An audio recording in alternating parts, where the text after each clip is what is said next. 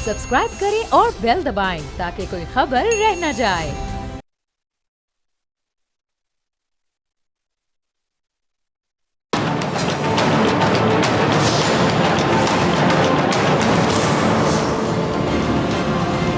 अस्सलामुअलैकुम, मैं हूं डॉक्टर फ़िज़ा खान और मैं हूं पाकिस्तान। बलूचिस्तान पर कल गुजरने वाली क़यामत अपने पीछे आहें, सिसकियाँ और कभी ना ख़त्म होने वाले दुख छोड़कर गई है। सरहद पार के इशारों पर वतन अजीज़ की सरहदों में अनारकी फैलाने और कत्लो गारत गरी करने वाले बलोच दहशत गर्दों ने कल बलूचिस्तान में 38 अफराद को मौत के घाट नहीं उतारा बल्कि 38 ख़ानदान उजाड़ दिए हैं।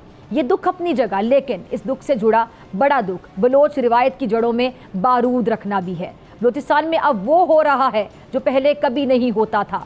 बलोच माशरे में औरत इज्जत व आबरू और एहतराम का इस्तारा है और इसके सर पर चादर और आंखों में शर्मो हया होती है, लेकिन नाम नेहाद शर्मचारों ने इसे दहशतगर्द और लड़ाई का ईंधन बना दिया।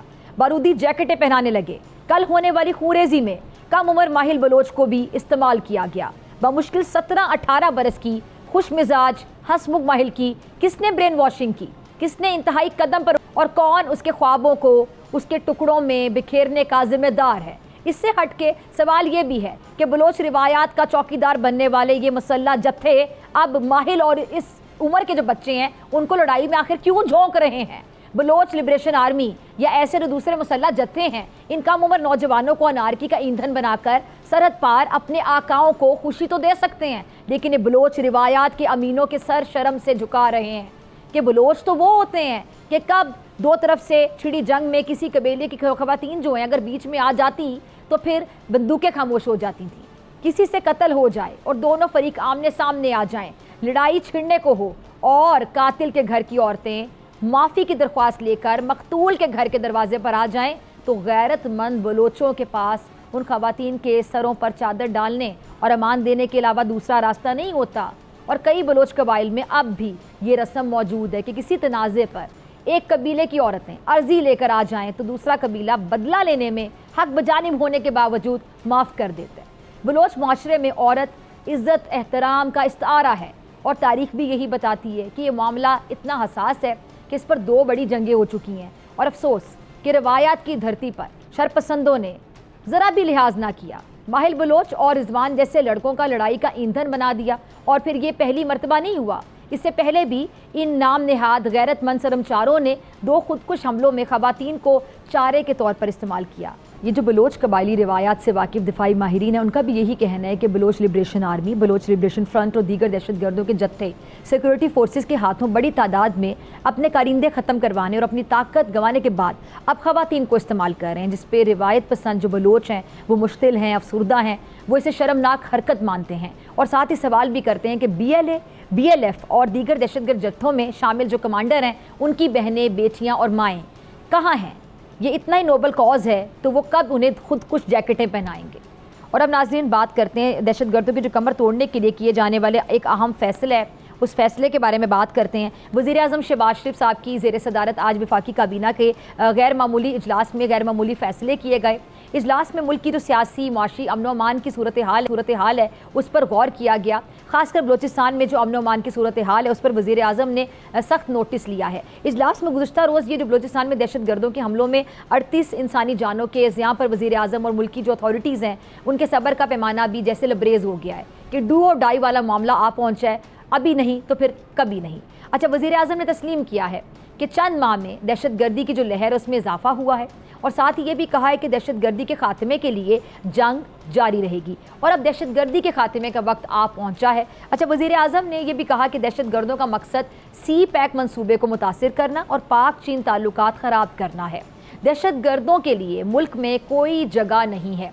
इस सिलसिले में पाकिस्तान फ़ौज के सरबराह से बात हुई है और दहशतगर्दी के खात्मे के लिए तमाम वसाइल मुहैया किए जाएंगे।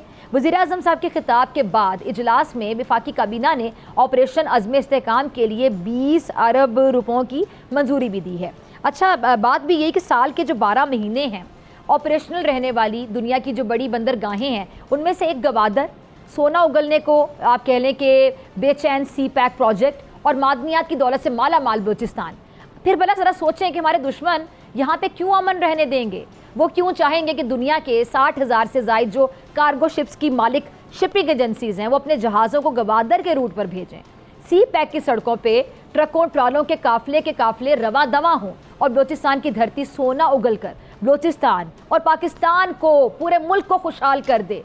रिपोर्ट्स के मुताबिक दुनिया में सोने और चांदी का जो दूसरा बड़ा ज़ख़ीरा बलूचिस्तान के ज़िला रेकोर्डिक चागी में पाया जाता है, जिसकी मालियत का अंदाज़ा लगभग 65 अरब डॉलर है। ये जो 65 अरब डॉलर है, बलूचिस्तान अपने हाथों में लिए हुए है, लेकिन बैरूनी आकाओं के हुक्म पर इन हाथों को काटा जा रहा है। और रवां बरस की जो पहली तिमाही है, उसमें मुल्क में दहशतगर्द हमलों और दहशतगर्दों के खिलाफ कार्रवाइयों के 245 वाक़यात हुए हैं, जिनमें 281 जो आम शहरी और सिक्योरिटी फोर्सेस के जवान शहीद हुए, उनमें से 92% अमवात और 86% हमले खैबर पख्तूनख्वा और बलूचिस्तान में हुए हैं। और यही वो दो सूबे हैं जिनकी सरहदें आपको पता है कि अफ़गानिस्तान से मिलती हैं और जिनका सी पैक में सबको पता है कि सबसे अहम किरदार है।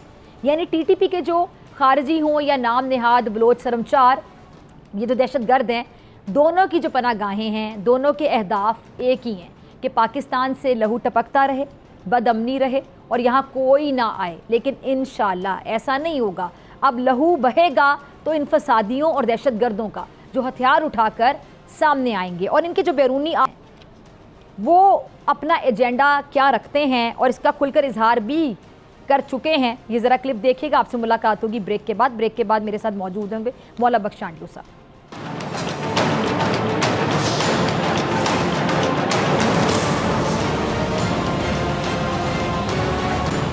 वेलकम बैक नाजरीन। चारों सूबों की जंजीर और विफाक की अलामत समझी जाने वाली पीपल्स पार्टी की जड़ें हमेशा आवाम में रही हैं। थर से लेकर खैबर और बुलान से मेहरान तक भुट्टो फैमिली और पीपल्स पार्टी को चाहने वाले हर जगह मिल जाएंगे। और पीपल्स पार्टी खवास की पार्टी होने के बावजूद अवामी सियासत करती रही है और बेनज़ीर भुट्टो शहीद बिला तरद्दुद जियालों के टूटे फूटे घरों में दरवाज़ा बजा कर चली जाती और उनके साथ ज़मीन पर बैठ जाती और उनके बच्चों को गोद में बिठा लेती और उनकी ये अदा जियालों का दिल जीत लेती। लेकिन बेनज़ीर भुट्टो की शहादत के बाद पीपल्स पार्टी वैसी अवामी नहीं रही है। पुराने जियाले भी शिकायत करते मिलते हैं कि बीबी के बाद कोई सर पर हाथ रखने वाला नहीं रहा और इसे सिक्योरिटी इश्यूज़ के हवाले से मजबूरी कह लें या फिर बीबी की सियासत से दूरी।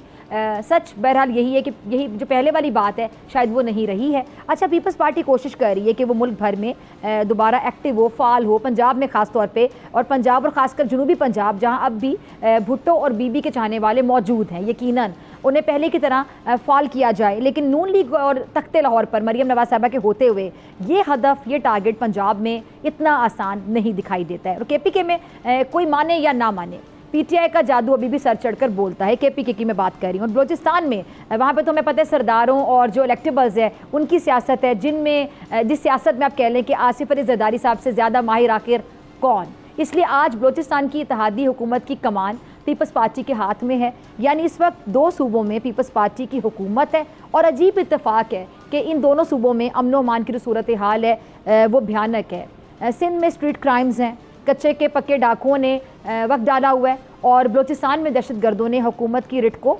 चैलेंज कर रखा है। अब इन चैलेंजेस के साथ महंगाई, बेरोज़गारी, बिजली के जो खौफनाक बिल हैं उनकी बानी, विफाकी हुकूमत की सपोर्ट के फैसले के साथ पीपल्स पार्टी रूठे हुए जियालों को आखिर कैसे मनाएगी और आवाम को किस तरह से मुतवज्जे करेगी, ये समझने की कोशिश कर। और जो मौजूदा सियासी सूरत हाल बात करने के लिए मेरे साथ पीपल्स पार्टी के सीनियर तरीन रहनुमा मौजूद हैं। मौला बख्श आंडू साहब, बहुत शुक्रिया आपका ज्वाइन करने के लिए। मौला बख्श आंडू साहब, मैंने सीनियर के साथ सीनियर तरीन कह दिया क्योंकि वाकई आप पीपल्स पार्टी के सीनियर तरीन रहनुमा में शामिल हैं। पहले तो मैं आपसे आपकी इजाज़त से जानना चाहूँगी, क्योंकि आप बड़े हैं, बड़े मोहतरम हैं मेरे लिए, तो मैं इसलिए आपसे इजाज़त के साथ ये जानना चाहूँगी कि चांडियो साहब, जो मैंने इंट्रो में बताया, इब्तदाइये में बताया कि जिस तरह बेनज़ीर भुट्टो साहिबा लोगों के घरों में चली जाती थी, बच्चों को गोद में बिठा लेती थी, ज़मीन पे बैठ के उनके साथ खाना खा लेती थी, क्या आज भी पीपल्स पार्टी ऐसे करती है या वाकई जो कि मेरा एनालिसिस है, जो बहुत से लोग ये बात करते हैं कि अब थोड़ी सी हमें एक चेंज दिखाई देता है, आप अग्री करते हैं इस बात से? आप ठीक हैं किसी हद तक, लेकिन जब क़यादतें तब्दील होती है तो बहुत सारी चीजें भी तब्दील हो जाती है। कभी क़यादत में एक मर्द है, उसका अंदाज़े गुफ्तगू और है, कभी बहुत शुक्रिया कि आपने मेरी राय को एटलीस्ट अग्री किया इस बात से कि ये बात सही है।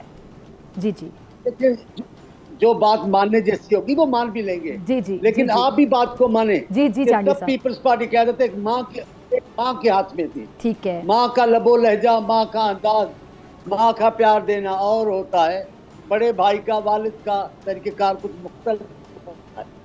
क़यादत में आज भी लोगों का, कारकुनों का एतमाद है, क़यादत आज भी कारकुनों से प्यार करती है। लेकिन आप जिस वक्त का मवाजना कर रही है वो बेनज़ीर साहबा का ज़माना था। बेनज़ीर साहबा अब लौट के नहीं आनी, न भुट्टो आएगा न बीबी आएगी। ये हमारी बदनसीबी है कि उनका चले जाना। अभी उनकी ज़रूरत थी पाकिस्तान को, लेकिन चले, अल्लाह के फैसलों के सामने क्या कुछ कर सकते हैं। लेकिन मेरा ख्याल है कारकुन आज भी अपनी क़यादत पर मुकम्मल एतमाद करते हैं। जरदारी साहब को देख लें, कितना एतमाद है, कितनी हिम्मत के साथ करते हैं। बिलावल साहब को देख लें, कितनी हिम्मत के साथ पार्टी क़यादत कर रही है। अब तो उनकी छोटी बहन आसमा बीबी आ गई हैं, वो तकलीफें बर्दाश्त कर रही हैं। पीपल्स पार्टी का मुकाबला हो ही नहीं सकता। मैं एक बात बताऊं आपको, हमने अपने गुस्से के लिए पाकिस्तान को तोड़ने की बात नहीं की। हमने ये नहीं कहा कि हम, हो सकता है, मुझे नहीं पता, पीटीआई पहले भी एक बार वज़ीर आला पख्तूनख्वा को लेकर और ट्रैक्टर और ट्रालियाँ लाई थी और बड़ी बड़ी मशीनें लाई थी दीवारों को गिराने के लिए।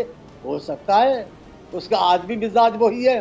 वो अपने खिलाफ कोई भी बात होगी हर चीज़ कर गुजरेंगे। उनको पाकिस्तान नहीं, अपनी ज़ात चाहिए।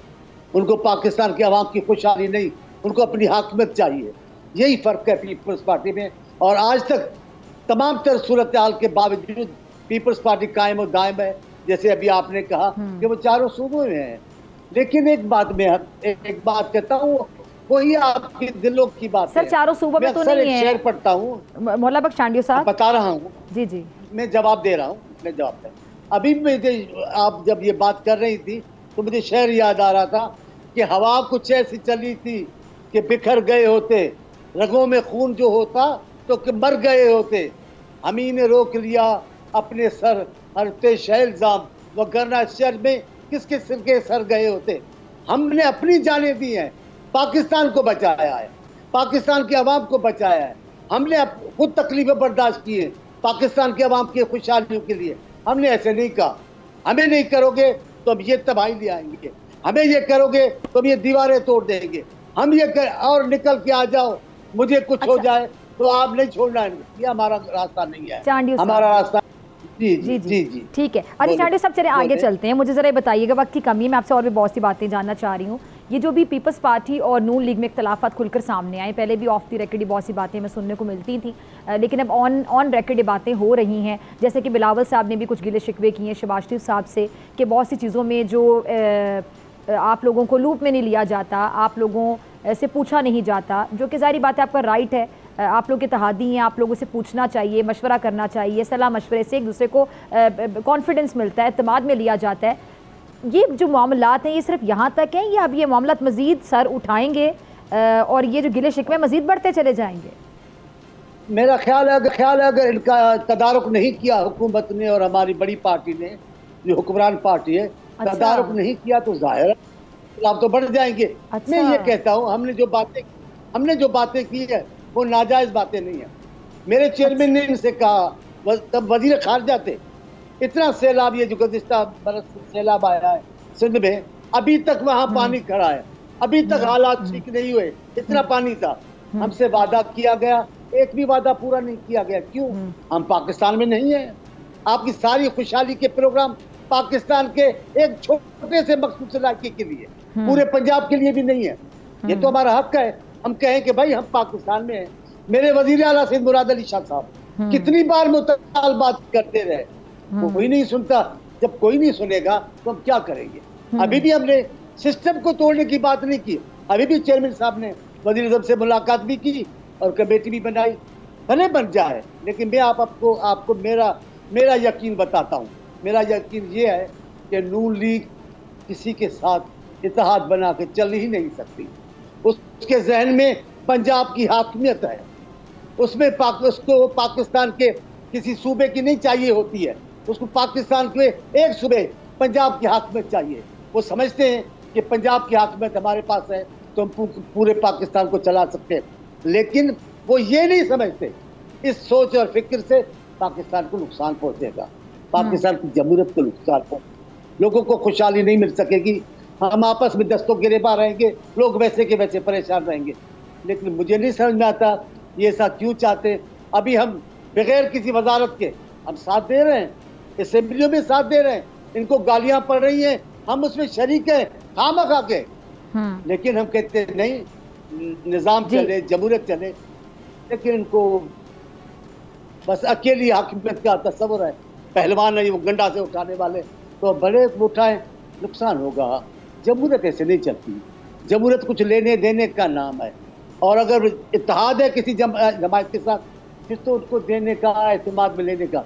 ये किसी मसले पर एतमाद में नहीं लेते, बजट में एतमाद में नहीं लेते, अभी जो हालात उसमें एतमाद नहीं लेते। हमारी पार्टी ने एहतजाज तो किया। चांडियो साहब एक मिनट, अभी आप कह रहे हैं कि आप लोग, अभी जारी बात है आप लोग आईनी ओहदों पर हैं, तो आप लोग वजारतों का बोझ क्यों नहीं शेयर कर लेते? आप लोग वजारतें लें ताकि दोनों पार्टियों पर बोझ पड़े। अभी नून लीग है हुकूमत में, और जारी बात है सारे सवाल जो है वो सवालों का रुख नून लीग की तरफ होता है, तमाम जो तनकीद है उसका रुख भी नून लीग की तरफ ज़्यादा होता है। मैं आपको सब गुजारिश करूँ, गुज़िश्ता हुकूमत में हम इनके साथ थे, दूसरे भी एक दो वजीर थे, पर मेरे चेयरमैन खुद हम राजी थे या नहीं थे, ये भी एक अलग मौजू है कि एक हुकूमत में वजीर खारजा बन के बैठे। हमने कहा नहीं, भुट्टो साहब ने भी ऐसा किया था, भुट्टो साहब भी डिप्टी प्राइम मिनिस्टर बने, वजीर नूरुल हमीद के, पाकिस्तान को बहरान से निकालना था, मेरे चेयरमैन जाकर बन के वजीर खारजा, लेकिन हुआ क्या, कौन सा वादा पूरा किया इन्होंने, कौन सी उनकी बात रख ली। अब आपके सवाल पे आता हूँ कि हम वजारतों का बोझ उठा लें, हमने तो पूरा बोझ उठाया हुआ है, लेकिन ये कहना इनको भी नहीं बोल सकेंगे कि जनाब हमारे साथ बहुत सारे लोग शरीक थे, वो अलग कर रहा था, वो अलग नहीं। अच्छा, अब हम आपके साथ हैं, आप हुकूमत चलाएं, पूरे निजाम आपके हाथ में, लेकिन फायदा तो पूरे पाकिस्तान को देना, हुकूमत पूरे पाकिस्तान की, फायदा मखसूस इलाके को, ये नहीं चलेगा, ये नहीं होगा। इतनी जो शिकायत हैं मौला बख्श चांडियो साहब, आप मुझे पहली बार इतने अग्रेसिव लगे हैं अपने प्रोग्राम में, हालांकि आप आते रहते हैं प्रोग्राम में, मैंने आपको कभी इतना अग्रेसिव नहीं देखा। तो अब इतनी शिकायत है और आपने कहा कि अगर तदारुक नहीं किया गया हुकूमत की जानिब से, नून लीग की जानिब से संजीदगी का इजहार नहीं किया गया, जबकि आपकी बात से भी समझ आ रहा है कि अभी तक नहीं किया गया उस तरह जिसे आप चाह रहे हैं, तो आप लोग फिर क्या अपनी सपोर्ट वापस ले लेंगे? मैं अर्ज करूँ ना, वक्त से पहले तो बहुत सारी बातें मैं नहीं कर पाऊंगा, मैं पार्टी का कायद नहीं हूँ, मैं पार्टी का कारकुन हूँ, तो बहुत सारी बातें, लेकिन एक बात तो मैं कह सकता हूँ, अगर हालात इस किस्म से ही चलाते जाओगे, इसी अंदाज से हमें नहीं पूछोगे, हमारी पार्टी को अहमियत नहीं दोगे, पंजाब में हमें समझोगे कुछ नहीं, तो फिर क्या होगा? तो आप बताएं। फिर तो दो सगे भाई जो होते हैं ना, एक बाप और एक माँ की औलाद, वो भी कहते हैं जनाब अब घर में तकसीम होगी, अब आवाजदार का घर तकसीम हो जाता। हम तो हर वक्त बनने को बैठे हैं, हम तो लड़ना चाहते नहीं है, हम चाहते हैं हर हाल में जमहूरियत चले, हर हाल में आवाम को अपने हुकूक मिले, हर हाल में पाकिस्तान में खुशहाली आए, हर हाल में पाकिस्तान के इदारे मजबूत हों। ठीक है जी, चलें जी, बहुत शुक्रिया। ठीक है जी, बहुत शुक्रिया चांडियो साहब आपके वक्त के लिए। और नाज़रीन, आपसे मुलाकात होगी ब्रेक, तो ब्रेक के बाद मेरे साथ मौजूद होंगे शोएब शाहीन साहब।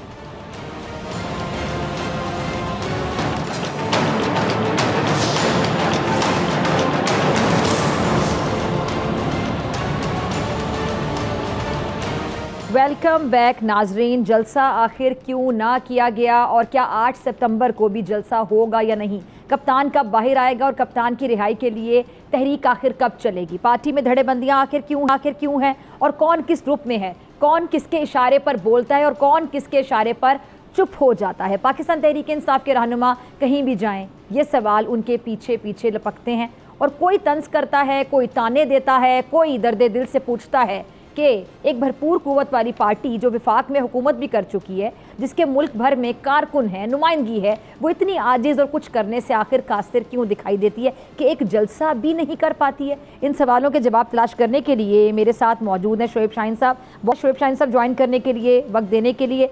शोएब साहब, पहला सवाल तो यही कि क्या 8 सितंबर को जलसा फिर पक्का है? जी इंशाल्लाह बिल्कुल पक्का है। कल खान साहब से हमारी मुलाकात हुई है, उन्होंने कहा है कि अगर कोई आकर के अब मेरा कहे ना कि आप को इमरान खान साहब ने कहा है कि आप जलसा मुलतवी कर दें, तब भी आपने नहीं करना। अच्छा, बिल्कुल ये जलसा पक्का है और कोई इबहम नहीं है, और ये बहुत बड़ी बात थी। हम समझते हैं कि इंशाल्लाह ताला अब नहीं, ये जो आपने जो बोला है कि कोई अगर कहे, कोई कौन, मतलब आपकी पार्टी के लोग जो मुलाकात करने जाते हैं, ऐसा धड़ेबंदी है, तो कोई आके बाहर कुछ भी कह दे तो यकीन नहीं करना, इस बात से मैं ये मतलब लूँ? देखें, ये तो मतलब नहीं है, मतलब सिर्फ ये है कि खान साहब ने भी नहीं कहना कि जी ये जलसा मुलतवी कर दें, कोई ऐसे सरकमस्टांसेस नहीं है, मकसद एक सिंबॉलिक है कहने का, और ये कहना कि धड़ेबंदियाँ हैं ये सिर्फ अफवाहें हैं, और ये हुकूमती कारस्तानियों में से कारस्तानी है कि कह देना कि धड़ेबंदियाँ हैं। सबसे बड़ी पॉलिटिकल पार्टी है, डिफरेंसेस ऑफ ओपिनियन हुआ करते हैं, और वो किसी भी तंजीम, किसी भी ऑर्गेनाइजेशन, किसी भी पार्टी का एक हुस्न हुआ करता है, और यही जमहूरियत है। तो मेरा ख्याल है डिफरेंस ऑफ ओपिनियन होना कभी कोई इख्तलाफ या उसको डिवीजन नहीं कह सकते, वो तो बेहतरी के लिए होते हैं, और अल्हम्दुलिल्लाह हमारी पार्टी मुत्तहद है। और अगर अली बिन गंडापुर साहब कहते हैं कि हालात ख़राब हो सकते हैं, नहीं, क्या किस हवाले से, मैं समझा नहीं हूँ। आपके गंडापुर साहब को अगर कॉल आ जाए कि हालात भी ख़राब हो सकते हैं, तो उसके हालात ख़राब होने की बुनियाद पर तो उन्होंने नहीं कैंसिल किया ना, वो फिर खान साहब ने कैंसिल किया या मुलतवी किया, कैंसिल तो नहीं, मुलतवी किया। अली अमीन गंडापुर साहब कह देते, लेकिन नहीं किया उन्होंने। अगर कोई उनको कहे भी, इवन देन उन्होंने ये अपनी पावर एक्सरसाइज नहीं की ये कहते हुए कि जी मैं इस जलसे को मुलतवी कर रहा हूँ, लेकिन उन्होंने, हालांकि वो हमारे चीफ गेस्ट हैं इस हवाले से इस जलसे के, लेकिन उन्होंने मुलतवी नहीं किया, और matter went to the Imran Khan, और हमारा एक ही लीडर है, बाकी हम सारे। अरे जलसे की जो शराइत हैं, ज़ाहिर मतलब शराइत की बुनियाद पर आप लोग जलसा करने जाएंगे, तो क्या ये शराइत जो हैं ये पीछे को मिनवन कबूल हैं, पूरी कबूल है, लेकिन उस दिन हम देखेंगे कि कोई मामला खराबी की तरफ तो नहीं जाएंगे? देखिए, शराइत की कोई हैसियत नहीं है। शराइत अगर अनकॉन्स्टिट्यूशनल या इलीगल होंगी तो उसको तो हम ज़ाहिर नहीं मानेंगे।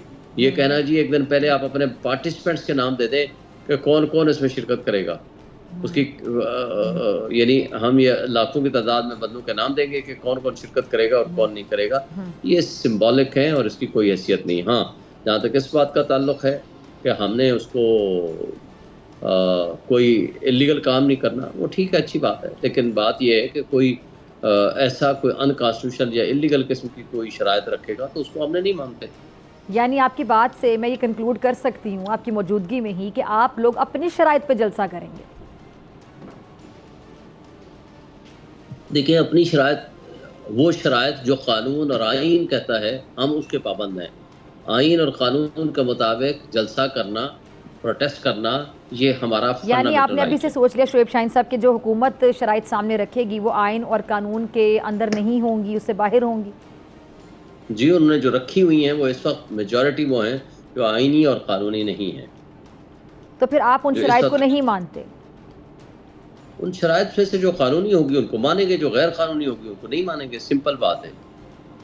यानी फिर इसका मतलब है कि दोबारा ये मसला डेडलॉक की तरफ भी जा सकता है? देखें, डेडलॉक की तरफ तो नहीं है, लेकिन अगर इन्होंने कोई डेडलॉक करने की कोशिश की या उसको कैंसिल करने की कोशिश की, डेडलॉक वाली बात तो आप कह रहे हैं ना, उन्होंने कहा शराइत रख दी, आप कह रहे हैं कि हमें शराइत मंजूर नहीं है, वो आइन के अंदर अंदर शराइत नहीं है, जो गैर आइनी होंगी वो हमें कबूल नहीं है। लेकिन अच्छा, फॉर एग्जांपल कौन सी गैर आइनी, जरा ये बता दें। मसलन उसमें लिखा हुआ है कि जी आप जब तक के आप बंदों की लिस्ट देंगे कौन कौन पार्टिसिपेंट्स होंगे आपके, भाई आप लाखों की तादाद में लोगों ने आना है, सबसे बड़ी पॉलिटिकल पार्टी है, हम किससे पूछेंगे कि कौन आ रहा है कौन सा नहीं आ रहा? शोएब शाहीन साहब, ये इसमें कोई रीजन और विजडम है? और कभी आज तक लाखों की तादाद में पॉलिटिकल पार्टीज ने जलसे किए हैं, फिर किसी के ऊपर ये शर्त रखी है किसी ने? अगर आज तक किसी के शर्त रखी है तो बता दें। शाहीन साहब देखिए, उसका बैकग्राउंड भी तो है ना, देखें आपकी पार्टी में बहुत से लोग हैं जिन पे 9 मई के हवाले से भी इल्ज़ामात हैं अभी, जो कि अभी साबित होने बाकी हैं। बहुत सी चीज़ें ऐसी हैं, आपकी पार्टी का एक बैकग्राउंड रहा है उस हवाले से भी, और सिक्योरिटी रीजंस भी होती हैं, तो मेरे ख्याल से नाम मांगना ये कोई गैर आइनी तो नहीं है। If anyone who is alleged, किसी के खिलाफ इल्ज़ाम है, he is presumed to be innocent until unless convicted।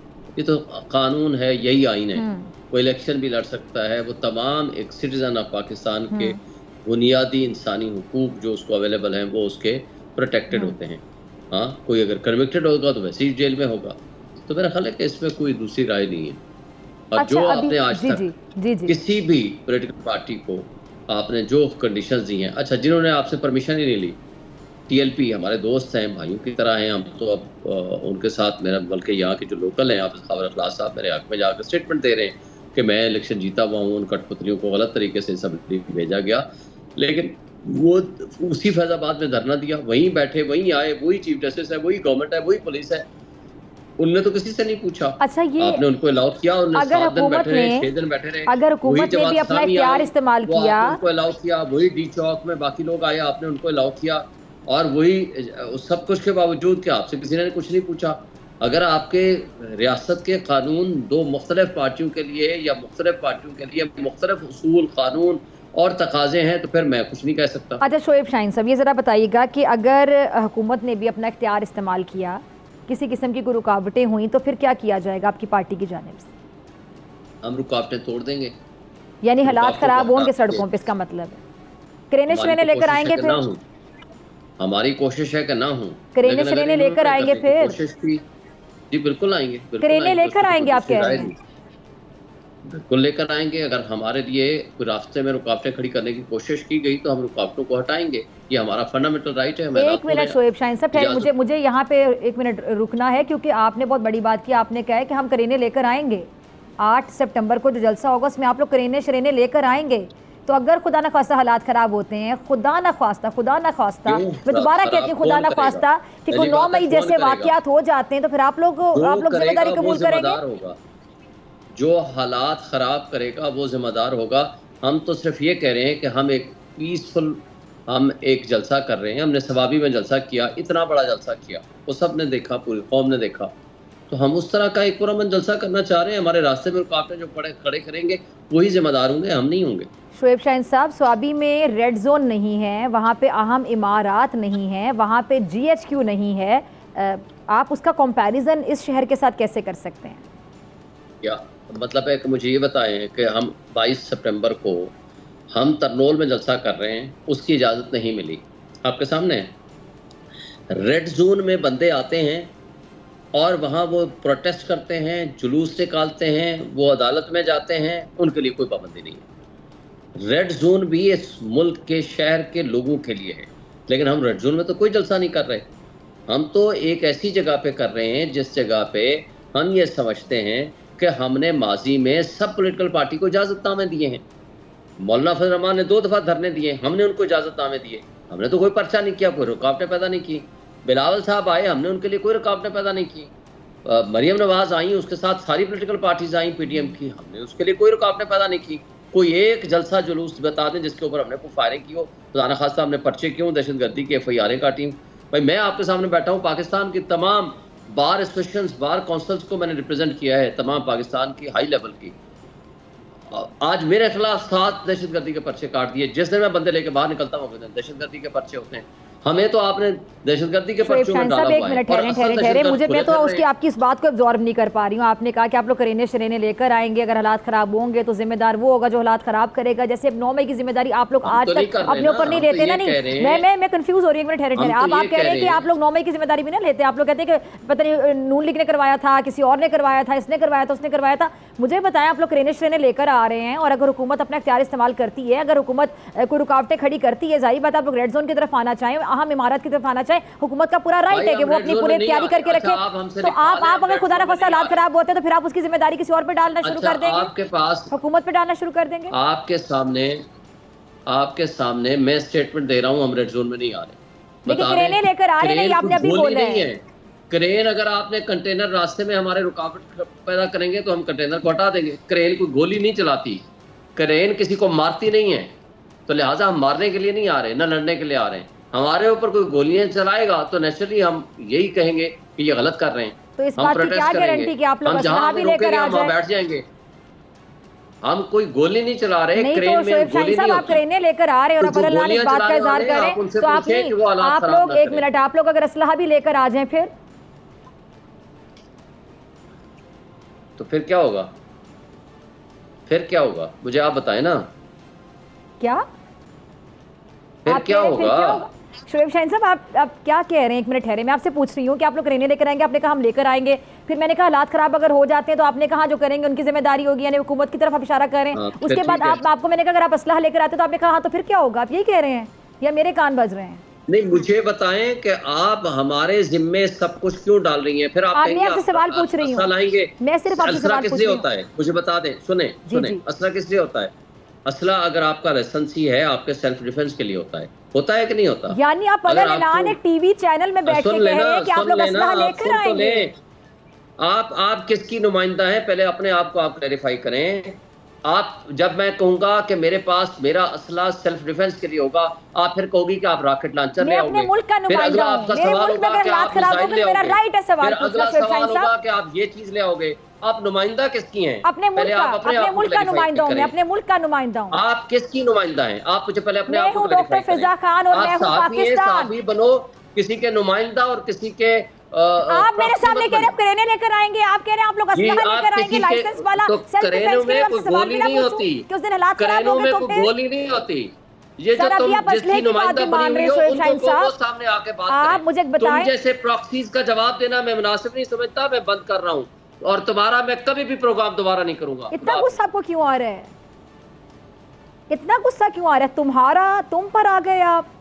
और नाज़रीन, आपको याद होगा शौकत यूसुफजई साहब ने भी एक प्रोग्राम में इसी तरह की गुफ्तगू की थी और उन्होंने कहा था कि तुम भाड़ में जाओ, जिस पर कुछ सहाफ़ी के जो हमारे सीनियर्स भी हैं, हमारे साथ काम करते हैं, उन्होंने भी इस पर आवाज़ उठाई थी अपने व्लॉग्स में भी, और उन्होंने ट्विटर पे भी इस बात पे काफ़ी ज़्यादा मुझे सपोर्ट किया था कि गलत किया गया है इस पार्टी की जानिब से। अब ये आप देख लें कि ये दूसरी बार शोएब शाहीन साहब ने हरकत की है और आपने सुन लिया कि उन्होंने जो भी कहा है। और मैंने सिंपल सवाल ये पूछा था कि अगर आप करेने लेकर आएंगे और खुदा न खास्ता हालात ख़राब होते हैं तो ज़िम्मेदार कौन होगा? और मैंने सवाल पूछा कि अगर आप असलहा भी लेकर आएंगे तो उन्होंने कहा हाँ, हम लाइसेंस वाला अगर असलहा लेते हैं सेल्फ डिफेंस के लिए। और बाकी आपने पूरी गुफ्तगू खुद ही सुनी है। और इसी के साथ मुझे दीजिए इजाज़त, आपसे मुलाकात होगी इंशाल्लाह कल सेम टाइम सेम चैनल के ज़िंदगी ने वफ़ा की दुआ में याद रखिएगा। अपना बहुत ख्याल रखिएगा। धन्यवाद।